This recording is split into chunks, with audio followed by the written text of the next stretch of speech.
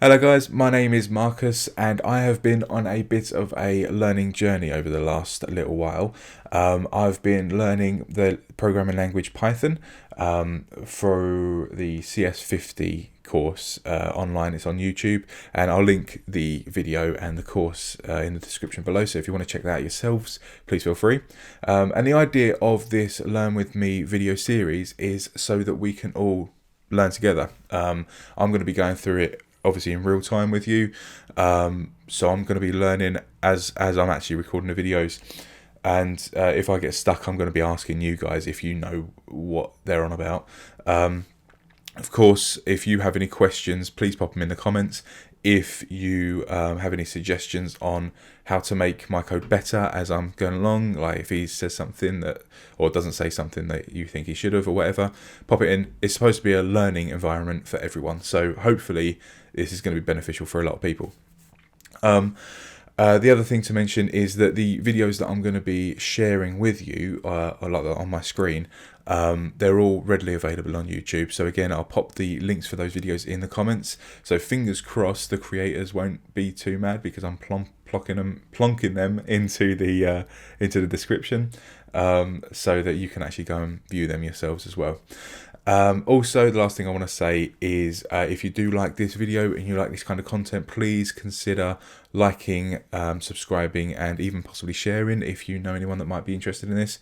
The idea of that is so that obviously it shows me that more content like this is wanted online, and it also provides me an opportunity to actually start earning from doing this in the long run if things go well. Who knows? And that's pretty much it. So I'm going to share my screen now and we're going to crack on with this part of the lecture. Okay, so just to bring you up to speed, this is, as you can see, CS50P Lecture 6 file IO. I'm about a third of the way through by the looks of it. So I'm not going to go back and redo the video again because I've already done quite a bit to it. But again, obviously I'm going to link the video in the comments below, so please feel free to click on that and catch up with me before you watch this if you want to. So let's crack on. Well, let me propose now that we clean this up a little bit, because I actually think this is a little cryptic to read row bracket 0, row bracket 1. It's not that well written at the moment, I would say. But it turns out that when you have a variable that's a list, like row, you don't have to throw all of those variables into a list. You can actually unpack that whole sequence at once. That is to say, if you know that a function like split returns a list, but you know in advance that it's going to return two values in a list, the first and the second, you don't have to throw them all into a variable that itself is a list. You can actually unpack them simultaneously into... Yeah, so just going to pause it. So what I like to do, just so you're aware, is watch what he's talking about and then see if I can kind of second guess what he's going to do before he actually says it, from what he's already said in the past, if that makes sense. So I'm going to say name. I'm guessing he's already written name, so I'm guessing he's going to say something like name and house equals line dot r strip split. So then the first one goes into the variable name, and then the second one goes into the variable house. Let's see what that does. To two variables doing name comma house. So this Perfect. is a nice Python technique to not only create but assign automatically in parallel two variables. So now, of course, we're going to need to change this because it's not row 0 anymore. That will need to be changed to name, and that will need to be changed to house. And if I run that, let's just make sure. So we're opening a CSV file called students, and in the CSV file, just in case you didn't want to go back and watch the rest of the video, we have Harry in Gryffindor, Ron in Gryffindor, Draco in Slytherin, Snape in Slytherin, Hermione in Gryffindor, and they're all separated by this comma, which is what CSV stands for, comma separated value, I think it is. So in here, we're opening that file as a file, and then for each of the lines, so it's going to look at obviously the first one first, Harry in Gryffindor, in file, create the first variables, sorry, go here first. So we split the where the comma is into, in this instance it's 2 because there is only the name and the house. So it's going to split into 2, and that's why we've got a name for the first one and a house for the second one. And then down here we're printing hello name, which is that variable there. You are in house, which is that variable there, house. So if I now run that, that all makes logical sense to me. So Python, we're running students.py. There we go. So, and then it just does that because this is a for loop. So it just does it over and over again. We look at the first one, it prints that, then it goes back and prints the second, prints the third. And because it's so quick, it just does it automatically. If you're watching this at this point, you probably know that anyway, so ignore me. So hello Harry, you are in Gryffindor house. Ron, you're in Gryffindor. Draco in Slytherin. Snape in Slytherin. Hermione in Gryffindor. And we've not sorted it. So if I wonder if for line in, if I sort that, sorted file, and then run that again, hopefully that should have Draco first, and I think it'll be Snape last. Yeah, perfect. So we've got hello Draco now. So basically what I just did there is I sorted the file, so it looks at all of these and puts them in alphabetical order. What we previously did, I think actually in this video a bit earlier on, is if you want to do it from Z to A instead of A to Z, we can then just put file and then a comma, and then we can put reverse equals true in there like that with a capital T, and then run that again, and now it should be Snape first and Draco last. Perfect. But I don't want to do that. I'm just going to undo all of that because I don't know. I'm going to leave that as it is because that's where we are, just there. So let's see what he says. At once rather than just one. So this will have the effect of putting the name in the left, Hermione, and it will have the effect of putting Gryffindor, the house, in the right variable. And we now no longer have a row. We can now make our code a little more readable by now literally just saying name down here and, for instance, house down here. So just a little more readable, even though functionally the code now is exactly the same. All right, so this now works, and I'll confirm as much by just running it once more. Python of students.py, enter, and we see that the text is as intended. But suppose for the sake of discussion that I'd like to sort this list of output. I'd like to say hello again to Draco first, then hello to Harry, then Hermione, then Ron. How can I go about doing this? Well, let's take some inspiration from the previous example where we were only dealing with names, and instead do it with these full phrases. So-and-so is in house. Well, let me go ahead and do this. I'm going to go ahead and start scratch and give myself a list called students, equal to an empty list initially. And then with open students.csv as file, I'm going to go ahead and say this. For line in file. And then below this, I'm going to do exactly as before. Name, comma, house equals the current line, stripping off the white space at the end, splitting it on a comma. So that's exact same as before. But this time, before I go about printing the sentence, I'm going to store it temporarily in a list so that I can accumulate all of these sentences and then sort them later. So let me go ahead and do this. Students, which is my list, dot append. Let me append the actual sentence I want to show on the screen. So another f string. So name is in house, just as before. But notice I'm not printing that sentence. I'm appending it to my list. Not a file, but to my list. Why am I doing this? Well, just because, as before, I want to do this. For student in the sorted students, I want to go ahead and print out student, like this.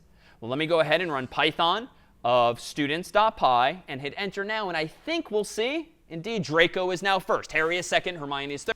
So that's interesting. He's just written within this students.py file, he's just created a separate list called students. I think it's called a list or an array. I don't know if it's the same thing. I should look that back up again. If you know, let me know in the comments. But I'm wondering if he's going to go back and say, actually, you can get rid of all of that and just put it here, because that seemed to work for me. So, and it's a lot less code, a lot fewer lines. So let's have a look. Third, and Ron is fourth. But this is arguably a little sloppy, right? It seems a little hackish that I'm constructing these sentences. And even though I'm technically want to sort by name, I'm technically sorting by these whole English sentences. So it's not wrong. It's achieving the intended result. but it's not really well designed because I'm just kind of getting lucky that English is reading from left to right, and therefore when I print this out, it's sorting properly. It would be better really to come up with a technique for sorting by the students' names, not by some English sentence that I've constructed here on line 6. So to achieve this, I'm going to need to make my life more complicated for a moment, and I'm going to need to collect information about each student before I bother assembling that sentence. So let me propose that we do this. Let me go ahead and undo these last few lines of code so that we currently have two variables, name and house, each of which has name and the student's house respectively, and we still have our global variable students. But let me do this. Recall that Python supports dictionaries, and dictionaries are just collections of keys and values. So you can associate something with something else, like a name with Hermione, like a house with Gryffindor. That really is a dictionary. So let me do this. Let me temporarily create a dictionary that stores this association of name with house. Let me go ahead and do this. Let me say that the student here is going to be represented initially by an empty dictionary. And just like you can create an empty list with square brackets, you can create an empty dictionary with curly braces. So give me an empty dictionary that will soon have two keys, name and house. How do I do that? Well, I could do it this way. Student, open bracket, name, equals the student's name that we got from the line. Student bracket house equals the house that we got from the line. And now I'm going to append to the students list, plural, that particular student. Now, why have I done this? I've admittedly made my code more complicated. It's more lines of code. But I've now collected all of the information I have about students while still keeping track. What's a name? What's a house? The list, meanwhile, has all of the students' names and houses together. That's fair enough. Yeah, I understand what you're saying. So something else I like to do as I'm learning is I just comment old code out, so it's still alive, but I just chuck it down the bottom like that. Just comment out that section there. So we created an empty list called students, and then we want to open, we're opening the students.csv file. Is it student or students? Students. And then we want to open that as, if I can type, file. And then in here, we're wanting to do a for loop, for line in file. So let's just have a think about this then, because it did work before. If I sort, so it is sorting it. If I were to do sorted file, so if I were to do this, it's gonna, as we saw before, earlier, it's gonna sort the file into alphabetical order, but it's keeping it as those two variables, just as variables. And then we're overriding that variable each time the for loop then goes back around. So what we're doing here then is we are creating a dictionary so that they are kept within that dictionary. So we can always go back to it if we need to. And then we've got a key value pair. I think that's the idea behind this by the looks of it. So name and house equals, what was it, line.rstrip dot, so we're looking at the line.rstrip, and then dot, I'm trying to think without looking, name.house, name and house, rstrip, and then we want to separate it, so that is, what is that called? Split. There we are, split, and we want to split at the comma. And then the next thing we want to do, what did he say? I can't remember. Oh, that's interesting. Why is he creating the empty dictionary within the for loop? Because isn't that going to do exactly the same thing? It's just going to, next time it goes through the for loop, it's just going to remove it. So it's going to override, I think. We'll have a look. Let's see what it looks like. So student equals, and then open and closed one of them. And then student, square bracket, square bracket name equals name, so whatever's in that variable called name, and then student square bracket house is whatever is in house, and then what else was it? Students.append students, which is the empty array at the top. No, students, sorry, dot append, and we are appending the students. Ah, that's what's happening. Right, I understand. So it's doing that. Yeah. Okay. So what's happening? If I mean, like I say, you probably already know this. It's just me that's being dumb. So for line in file, we're creating two variables called name and house, and we're splitting it. Sorry, at where the comma is. So in this instance, we've got Harry and Gryffindor. Harry will be going into name. Gryffindor will be going in his house. Then underneath that, we're creating a empty dictionary. Underneath that, we're creating a dictionary key called name, and we're assigning that to that variable, to the name variable. Then we're doing the same thing with house. So house is going to be house. And then we've got the students array up here. So it's students append student, which at this point is going to be, essentially both these variables. So now, if I am right in saying this, for now, I'm just going to print out students. So I'm printing out this list up here to see what that looks like. Let's clear that for a sec so I can see that a bit clearer. So name is Harry, house is Gryffindor. Name is Ron, house is Gryffindor. Name is Draco, house is Slytherin. So that's exactly right. Yep, I'm with him. I know what he's doing. Now, why have I done this? Well, let me, for the moment, just do something simple. Let me do for student in students, and let me very simply now say print the following f string. The current student with this name is in this current student's house. Okay, so let's just do that then instead. For student in students, and if you haven't got this far already and you're learning with me right now, I'll try and explain as I go as well. So student in students, so this student, God, you know when you look at a word for too long and it just starts looking wrong? That's what this is doing now. Student is not the same as this student up here. So ignore that. This is a completely separate student. So this can be any variable that we want. So if we just do S for S in students, just to save confusion, because we've already got a student up here. But this is talking about this students up here. So for S, so each single key pair value, essentially in this instance, then we're going to do something. So we want to print, and F, is it formatted? I think apparently it's quite new to Python. So we want to do with the curly braces there. So student. Oh yeah, so that needs to be S then, doesn't it? S, open bracket. There we are. And then name.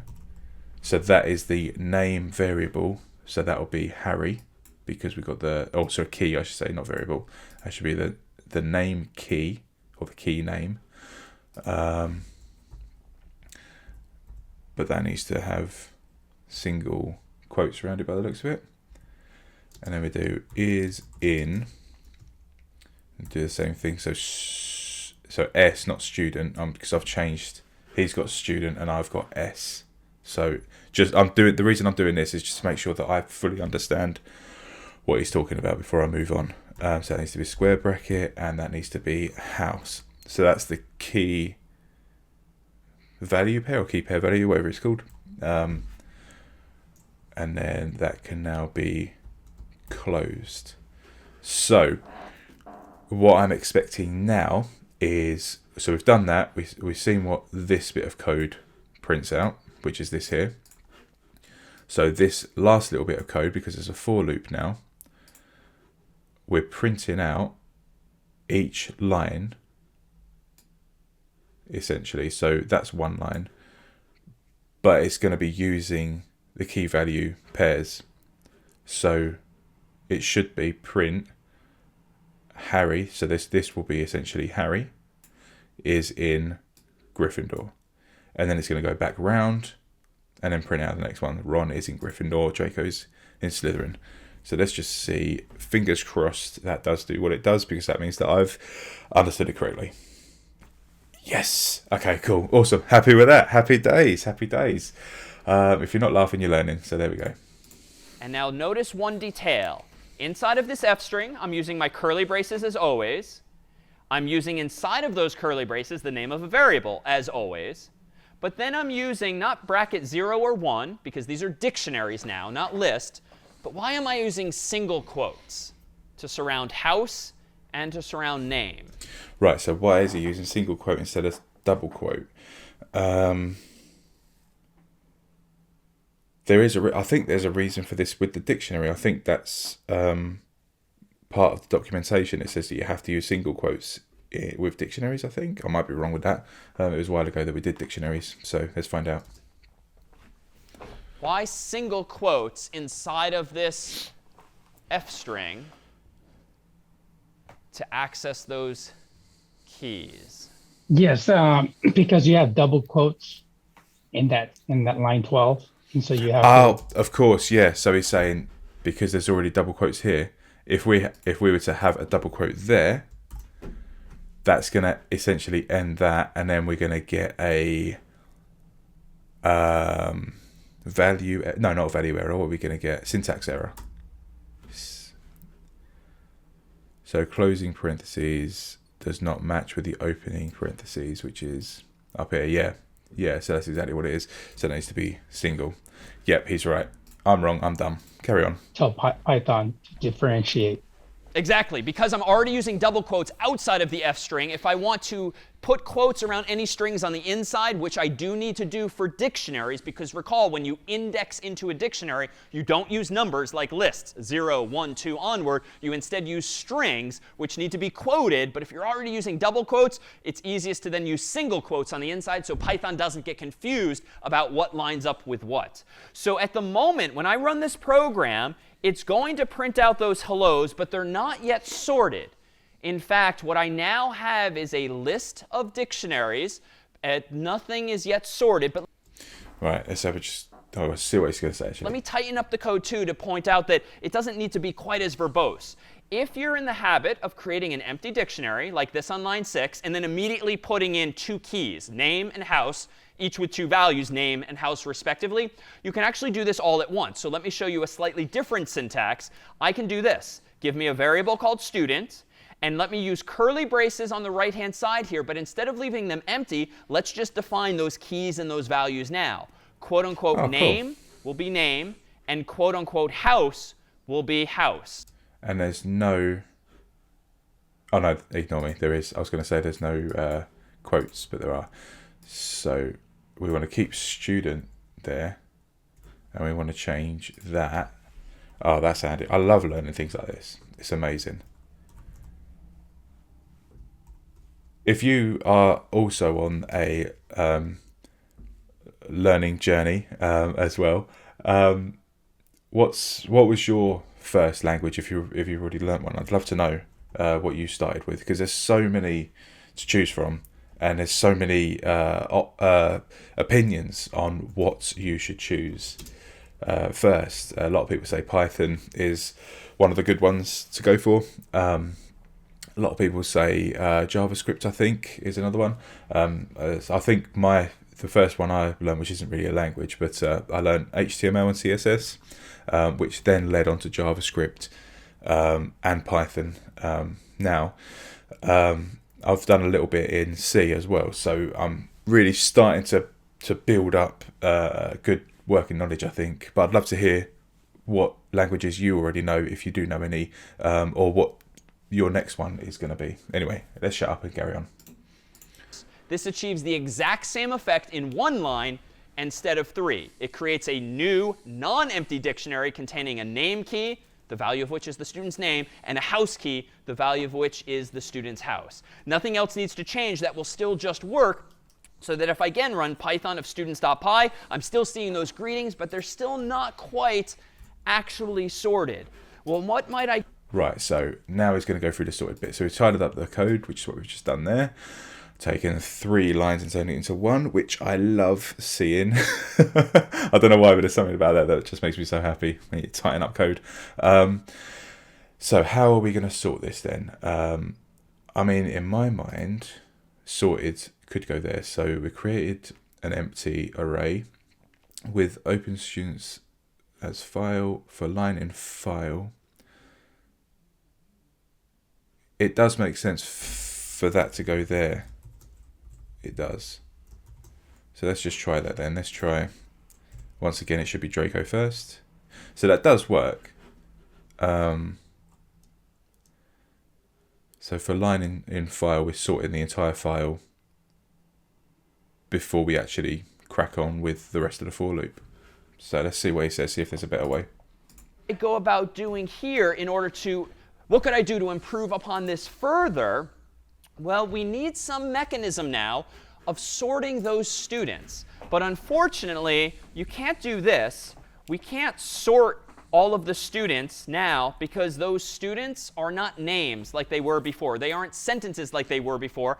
Each of the students is a dictionary. And it's non-obvious how you would sort a dictionary inside of a list.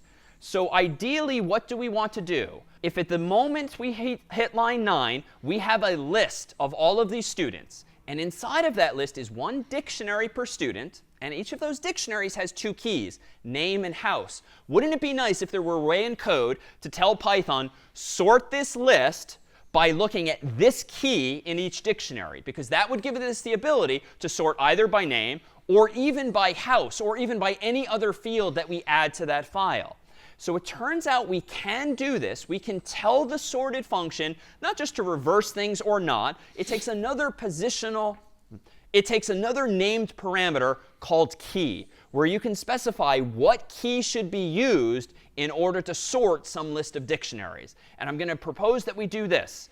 I'm going to first define a function temporarily for now called getName. And this function's purpose in life, given a student, is to quite simply return the student's name from that particular dictionary. So if student is a dictionary, this is going to return literally the student's name. And that's it. That's the sole purpose of this function in life.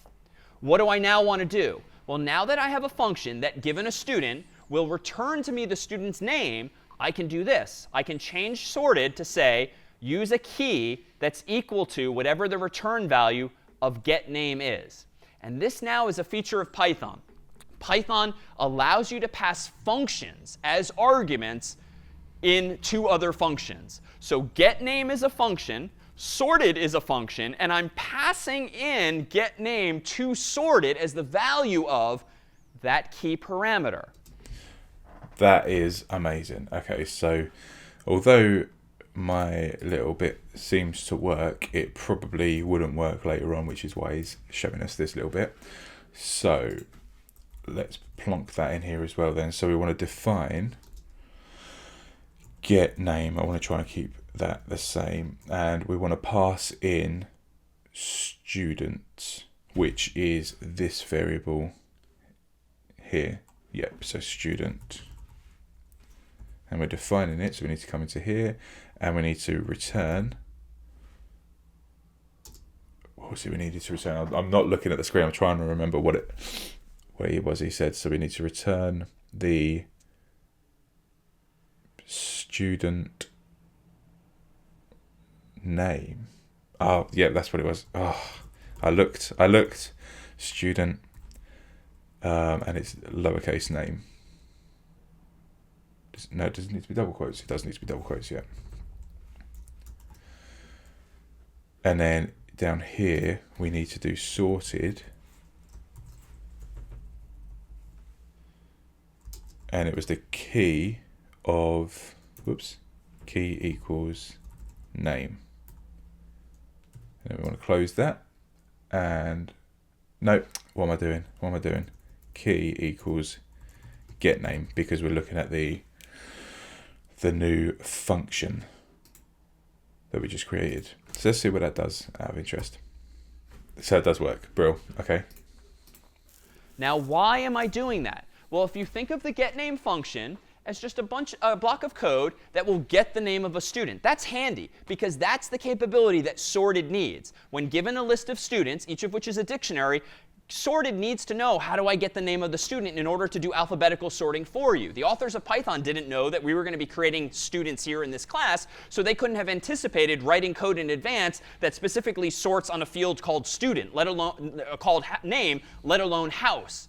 So what did they do? They instead built into the sorted function this named parameter key that allows us all these years later to tell their function sorted how to sort this list of dictionaries.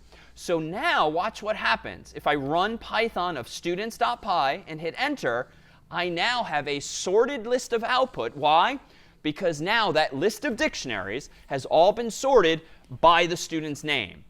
I can further do this. If, as before, we want to reverse the whole thing by saying reverse equals true, we can do that too. Let me rerun Python of students.py and hit enter. Now it's reversed. Now it's Ron, then Hermione, Harry, and Draco. But we can do something different as well. What if I want to sort, for instance, by house name reversed? I could do this. I could change this function from getName to getHouse. I could change the implementation up here to be getHouse, and I can return not the student's name, but the student's house. And so now, notice, if I run Python of students.py, enter, notice now it is sorted by house in reverse order. Slytherin is first, and then Gryffindor.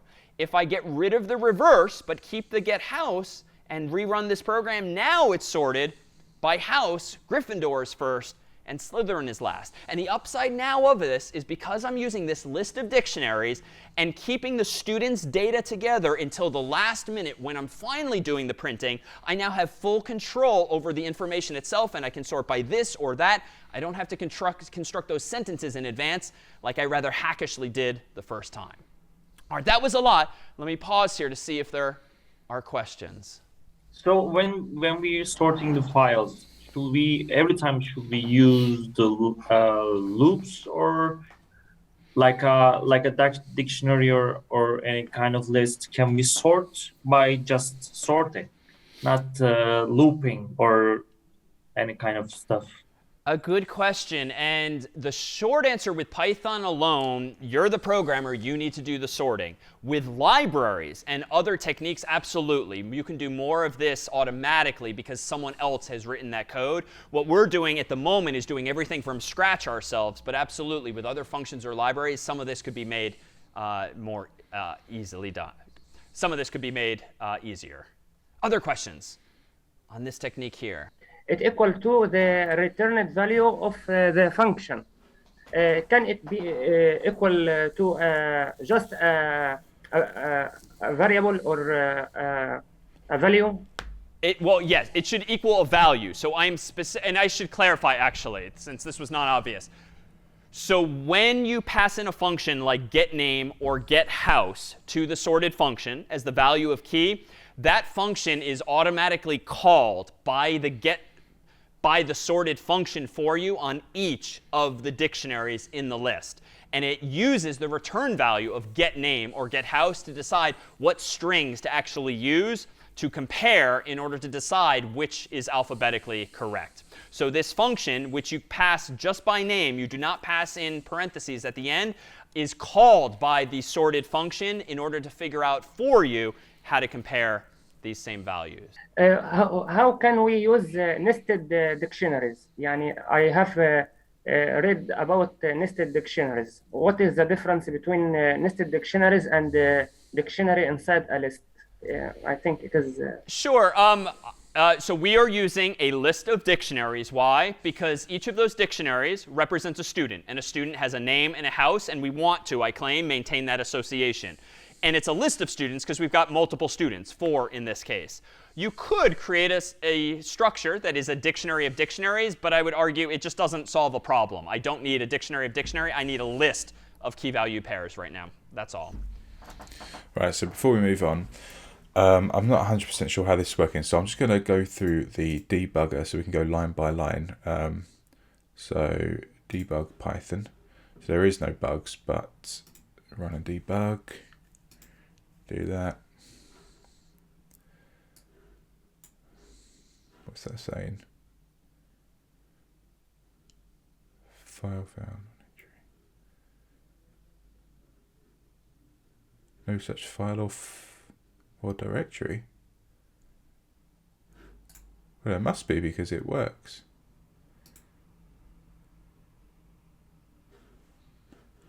That's bizarre. Okay. What am I doing wrong then? Run and debug.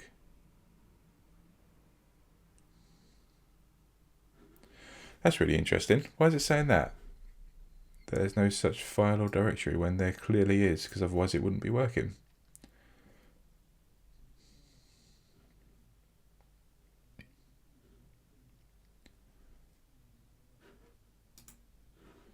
Okay, well in that case then, let's just try and figure it out ourselves. So we've created a empty array, and then we've got a for loop. So we're opening the file first, and then we're creating a for loop with line in file. So each line in the file, we're creating two variables with the first and the second. We're having student. Oh yeah, this is a dictionary, isn't it? So we're creating a dictionary called student, and we're assigning the key name to the variable name and the key house to the variable house, and then we're appending that student, so whatever's in that variable now, to this, and we keep doing that until the list is empty. So that's that bit. Then after that, we're defining a function called getName, and we're passing into that getName student, so this variable right here. So we're passing that through, and then we're just returning whatever's in the key of name. So it'll be, in this instance, in the first instance, it would be Harry. Then with this defined, we're now coming down here, and for S in sorted students, so we're sorting it students, so it's in this one here. Key is the getName function.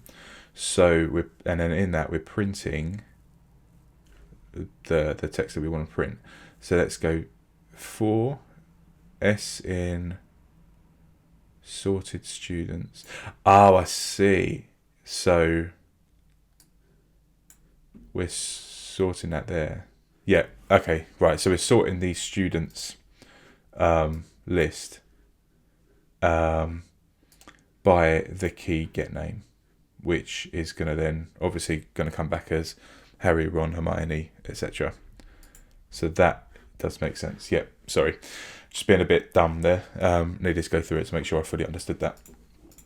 So let me propose if we go back to students.py here, and we revert back to the approach where we have getName as the function, both used and defined here, and that function returns the student's name. What happens to be clear is that the sorted function will use the value of key, getName in this case, calling that function on every dictionary in the list that it's supposed to sort.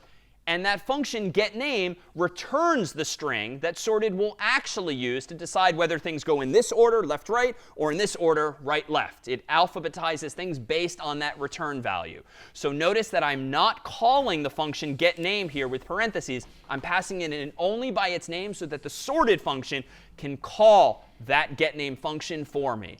Now, it turns out, as always, if you're defining something, be it a variable or in this case a function, and then immediately using it, but never once again needing the name of that function like getName, we can actually tighten this code up further. I can actually do this. I can get rid of the getName function altogether, just like I could get rid of a variable that isn't strictly necessary. And instead of passing key, the name of a function, I can actually pass key what's called a Lambda function, which is an anonymous function, a function that just has no name. Why? Because you don't need to give it a name if you're only going to call it in one place. And the syntax for this in Python is a little weird, but if I do key equals literally the word lambda, then something like student, which is the name of the parameter I expect this function to take, and then I don't even type the return key. I instead just say student bracket name. So what am I doing here with my code? This code here that I've highlighted is equivalent to the getName function I implemented a moment ago. The syntax is admittedly a little different. I don't use def. I didn't even give it a name like getName. I instead am using this other keyword in Python called lambda, which says, hey, Python, here comes a function, but it has no name. It's anonymous. That function takes a parameter. I could call it anything I want. I'm calling it student. Why? Because this function that's passed in as key is called on every one of the students in that list, every one of the dictionaries in that list. What do I want this anonymous function to return? Well, given a student, I want to index into that dictionary and access their name so that the string Hermione and Harry and Ron and Draco is ultimately returned. And that's what the sorted function uses to decide how to sort these bigger dictionaries. Right, okay, so let's do that then. So we're getting rid of that, and it was key equals lambda. And he said that the first one is a variable that you can name whatever. So similar to how I did S and he did student. I'm just going to get I'm going to call it get item just to see if that is right. If I've understood that correctly. But this bit is where it's important. The name stays the same. So we're looking at, again, this student is the same as this student. So we're getting this student here, student. And then from that student, we're getting the key name. And now if we get rid of that there, so that's still orange. Grayed out, I mean, still grayed out. So that says to me that it's not going to work, but let's have a look. Oh, it does work. Perfect. Okay, so let's clear that. Run it one more time for a sec. So we've got Harry to Hermione. But it's not been sorted. Even though I've got sorted there. Let's see what he says. Have other keys like house as well.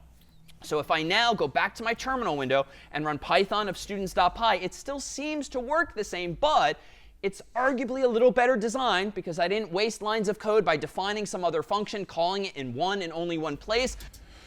Okay, so his seems to work fine. So let's go back to naming this student and see if that...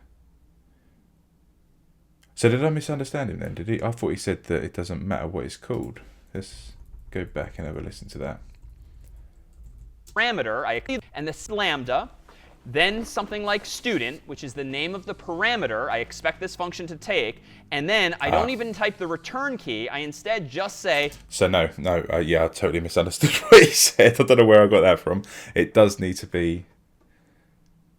So the parameter needs to be this student then, doesn't it? This student here. Student bracket name. So what am I doing here with my code? This code here that I've highlighted is equivalent to the getName function I implemented a moment ago. The syntax is admittedly a little different. I don't use def. I didn't even give it a name like getName. I instead am using this other keyword in Python called lambda, which says, hey, Python, here comes a function, but it has no name. It's anonymous. That function takes a parameter. I could call it anything I want. I'm calling it student. Why? Because this function that's passed in as key is called on every one of the students in that list, every one of the dictionaries in that list. What do I want this anonymous function to return? Well, given a student, I want to index into that dictionary and access their name so that the string Hermione and Harry and Ron and Draco is ultimately returned. And that's what the sorted function uses to decide how to sort these bigger dictionaries.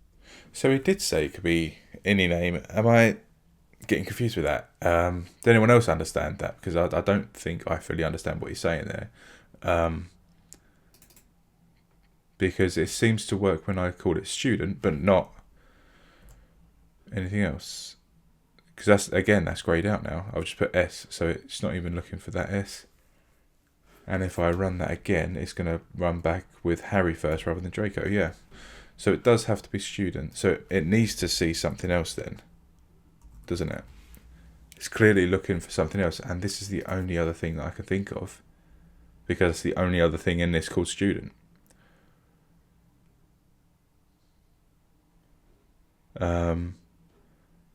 If I change that to, let's call it a stirred. Now nothing's going to work, presumably. Yeah. God, the word student really doesn't look right now. Yeah, so what are we looking at? Line 7, so is this append stud. Tell me about it, stud.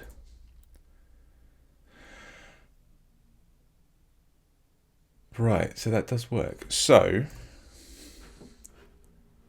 it's not looking at this, they're looking at each other. Am I right in saying that?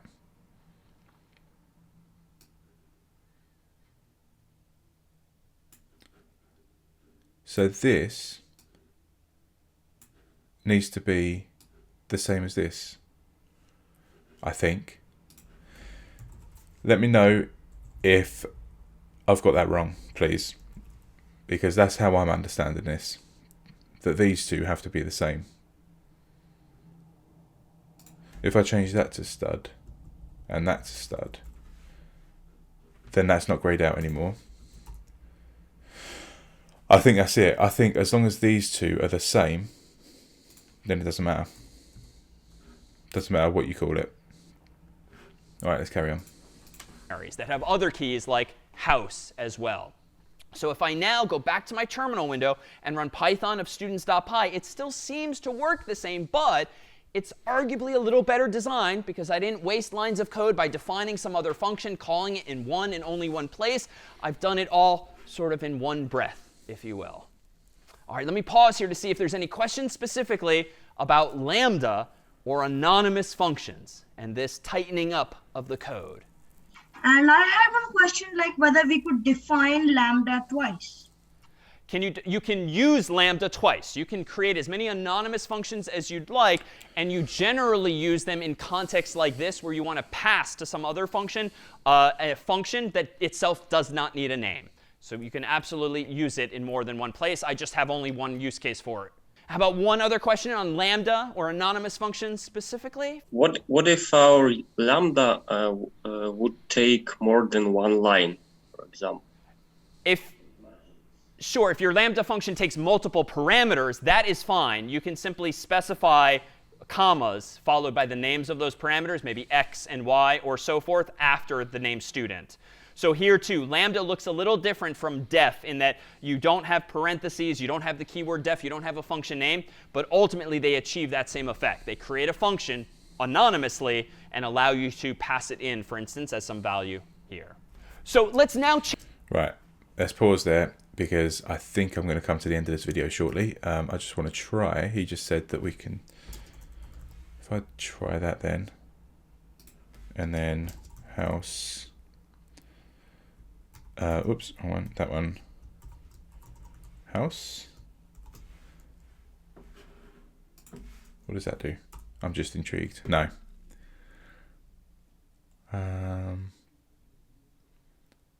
Yeah, no. Don't really understand what he was just talking about. I'm sure it will make more sense as we go on.